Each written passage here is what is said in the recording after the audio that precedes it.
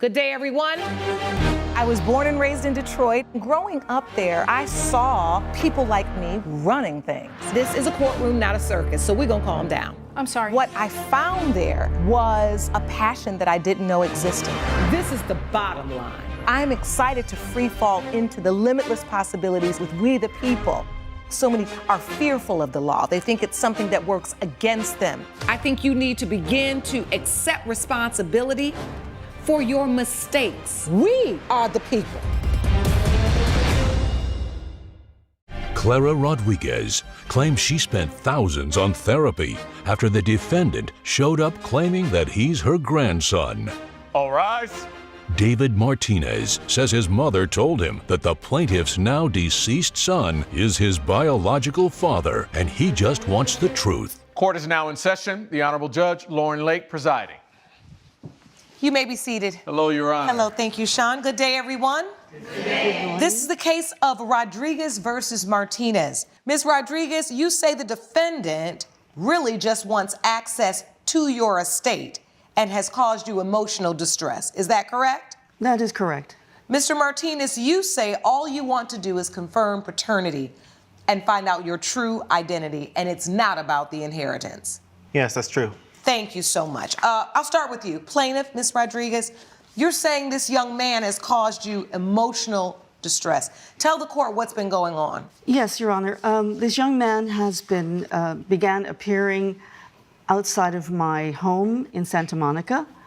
At first, I just thought he was someone who was just passing by, but he did have this, unique look and caught my eye. So I thought, well, once, okay. Twice, I mean, it's a free country and a free neighborhood. But then I started noticing him more regularly, and then I began getting the feeling that he was watching me. So that is why I'm here. And then I started receiving notes and phone calls. Well, the phone calls first, and the hang up, and then notes that were imploring me to meet with him. And so wait a minute. How long was this going on?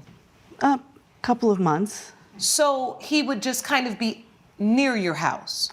In front, walking Not past. On your property, on the public pavement, but walking by? He actually did come on the property. I had a ring installed, and then I noticed him leaving notes in my mailbox.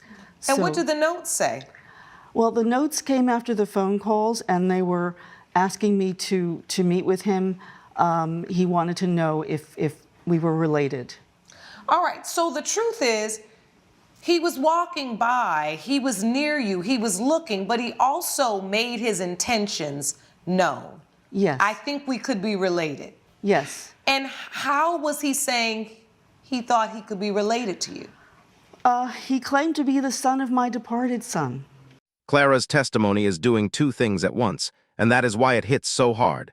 First, she is painting a picture of genuine fear. Repeated sightings near the home, calls with no response, notes in the mailbox, and a stranger becoming a recurring presence around her property. From her perspective, that can absolutely feel threatening.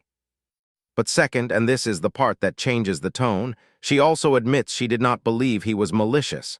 That matters. Because the moment you say, "I don't think he was trying to hurt me," you start taking some of the legal oxygen out of a serious emotional distress claim. And now the deeper layer comes in. He did not approach her randomly. He was saying very specifically, "I think I may be related to you." That means this was not a vague obsession story. It was targeted, personal, and rooted in a possible family connection. So now the audience is left with a difficult question. Was Clara being terrorized by a stranger, or was she being confronted by a truth she was emotionally unprepared to face? That is a huge difference, and the judge is clearly listening for it.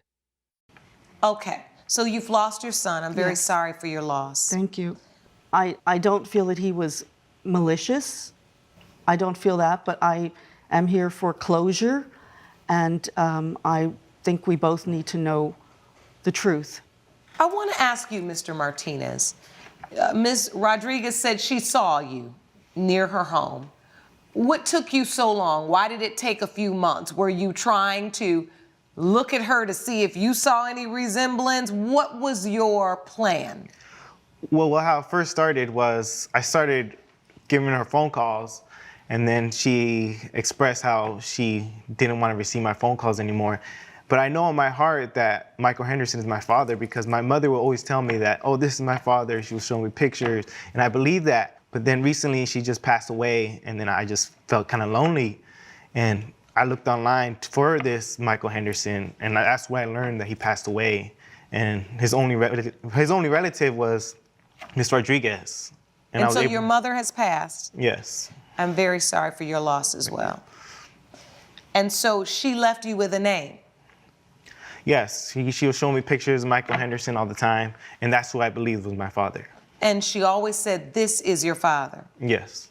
And did she ever say to you why you didn't have a relationship with your father? My father wasn't present even when I was born, because he just like left. I guess she thought he left or something, but apparently he got in the car crash before I was born, and she never got to see him. So to her, it probably like made it look like she just left. He just left. And so, Ms. Rodriguez, did your son pass away in a car accident? He did indeed. He died on the 10 freeway on the off-ramp at Centinela. Yeah, he's gone.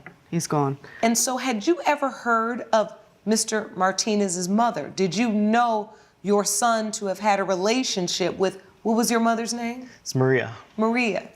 No, I did not. I knew nothing about it. I did when the car was towed and I had to retrieve the few things in the car.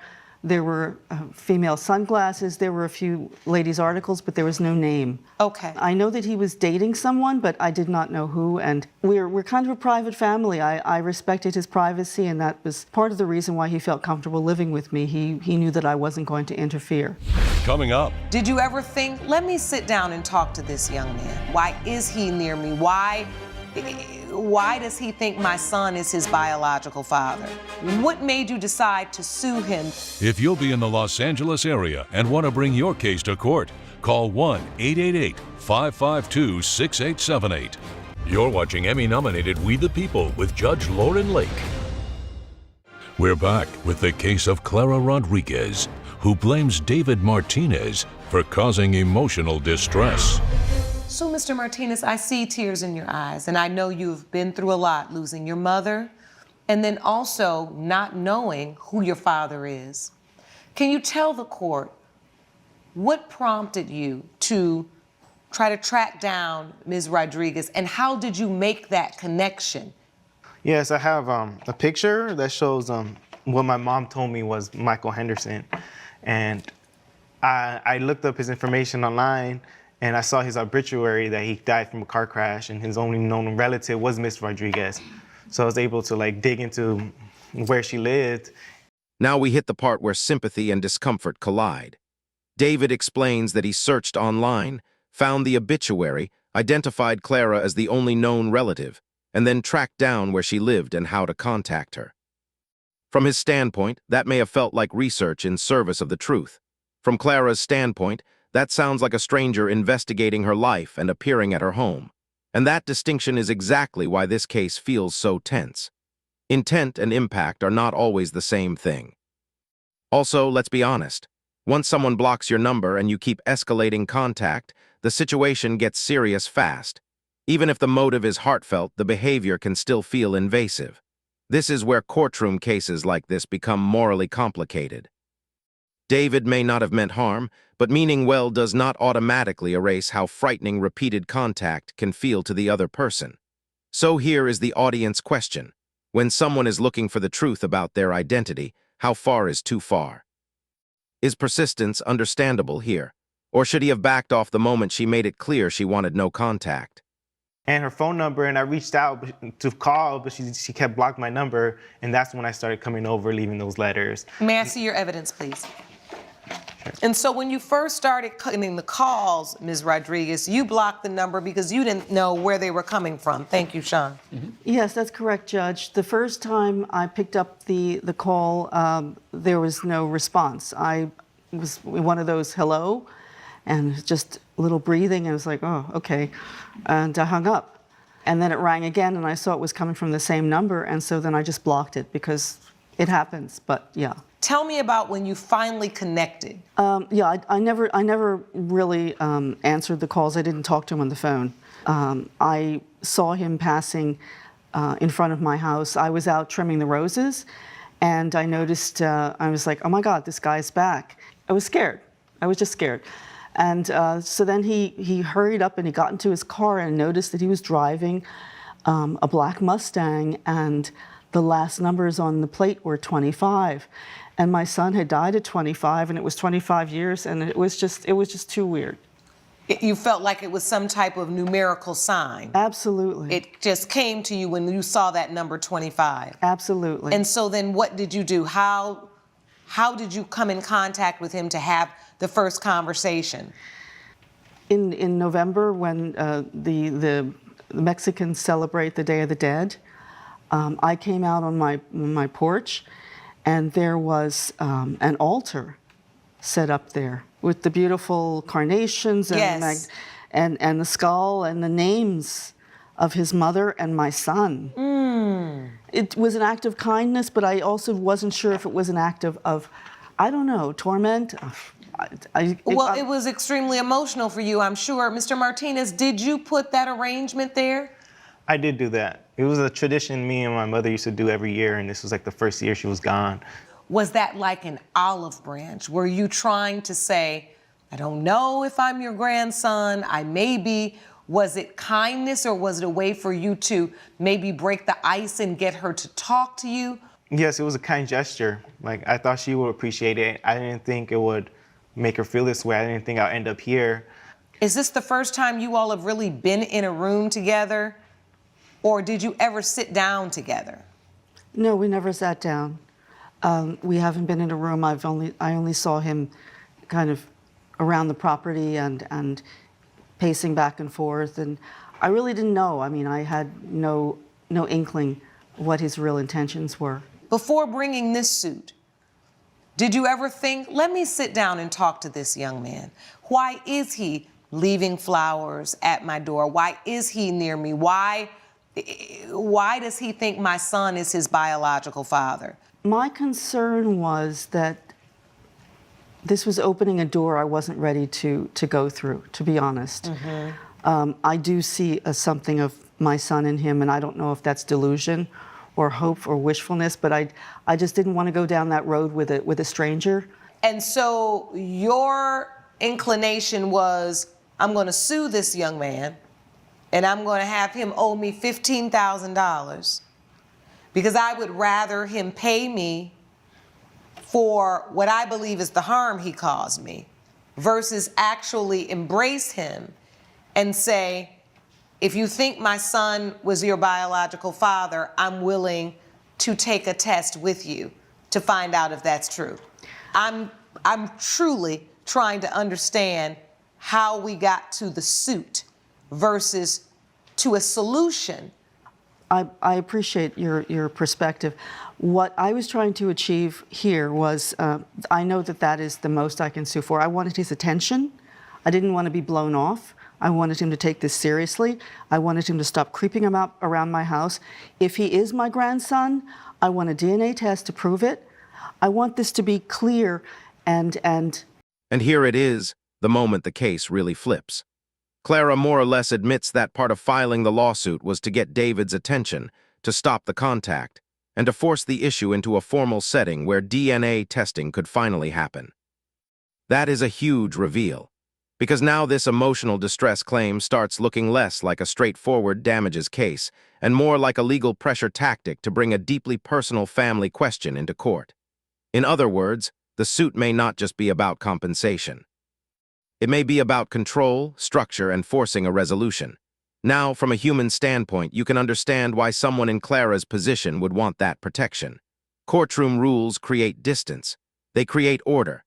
They let her face this possibility without opening her private life to chaos. But from a legal standpoint, judges do not love when a damages claim starts functioning like a backdoor path to a different goal. And Judge Lake is absolutely noticing that. She is basically asking, if the real goal was truth, why sue first and talk later? That is not just a sharp question. That is the question reshaping the entire case. concise. You know, I'm thinking about your testimony, and I want you to understand that emotional distress does require some very real, reckless behavior, that he intentionally wanted you to be emotionally distressed, right? It requires an intention. Or there is negligent infliction of emotional distress, which would occur if he owed you a duty of care that he didn't provide to you. What I do see are two people who have a lingering paternity question that they need resolved. Coming up. And that costs you $15,000. That is combined with therapy sessions. Because Mr. Martinez was calling you. Not only because he was calling me, but because his appearance those numerous times was causing me to have heart palpitations. You're watching Emmy-nominated We the People with Judge Lauren Lake. We're back with the case of Clara Rodriguez, who blames David Martinez for causing emotional distress. Now, if there's evidence you have not presented, I'm happy to look at it. But your testimony thus far, you have not shown me that you have been in a level of emotional distress that would warrant Mr. Martinez owing you $15,000. I have medical records and bills. I'll look at those, please. Yes. I'll take that.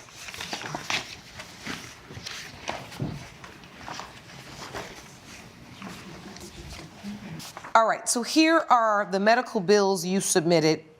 This states that you had to go to a specialist and urgent care visits and treatment for traumatic stress. Yes, Your Honor. And that cost you $15,000. That is combined with therapy sessions. Because Mr. Martinez was calling you. Not only because he was calling me, but because his appearance those numerous times was causing me to have heart palpitations. Do you really feel justified suing a young person who's lost his mother for $15,000? It feels a little irrational, and it feels like these treatments, you needed those anyway, because you're dealing with the loss of your son in a tragic way, which you even said, I bought the car that he had the accident in. Yes. I'm saying it to say that's another level of grieving. Yes. And I'm trying to see if maybe you processing those things is clouding your judgment on this, because what if this is... This section is brutal because the judge is pushing on something many courts are careful about: causation. Clara presents medical bills, urgent care visits, treatment for traumatic stress, therapy, and heart palpitations. But Judge Lake is not just asking whether those expenses exist. She is asking whether David caused them. And that is where things get complicated fast. Clara is not dealing with one source of pain. She is carrying unresolved grief from losing her son in a tragic crash, and even says she bought the same model of car involved in the accident. That tells you the grief is not distant. It is still living in the room. So the judge's concern seems to be this: are these medical and emotional issues solely the result of David's conduct, or are they part of a much older, deeper grieving process that his appearance merely stirred up? That is a very hard thing to hear if you are Clara, but legally it is a necessary question. Because if the damages are rooted largely in pre-existing grief, the lawsuit gets weaker.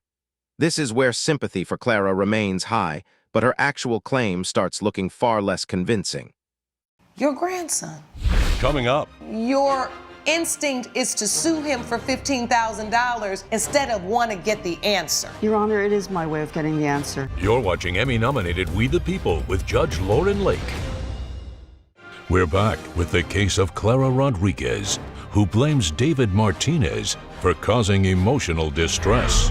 It's odd to me that your instinct is to sue him for $15,000 instead of want to get the answer. Your Honor, it is my way of getting the answer. By calling him to this court, we're expressing ourselves before justice. And you would rather the paternity testing be handled in a court setting? Correct. Than you and him just do it privately? Yes, exactly. Okay. Well, if that's what you want, that's what you'll get, because you have submitted to DNA testing. And this court does have the answers for you. Mr. Martinez, I will say this to you. You have handled yourself today with the utmost maturity, kindness, respectfulness. You have been a stand-up young man. Thank you, Your Honor. If I have to say anything, just that we're all grieving. My mother passed away recently, and my intention was never to cause any of that. And just because I didn't take the therapy and spend $15,000 doesn't mean I have to pay $15,000 for something that wasn't my fault. Like, we all have to grieve, and I just hope we just get our answers so we can start healing together. Are you ready for the results? Yes. When it comes to DNA testing for David Martinez, the court was able to use labs for Mr. Michael Henderson that were previously obtained.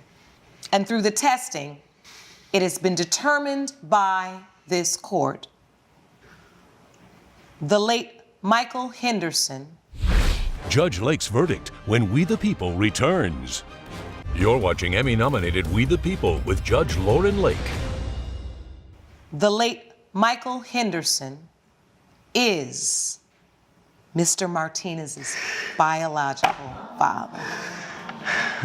Ms. Rodriguez, that is your grandson. How does that feel? Thank you, Your Honor. Thank you. That's all I wanted.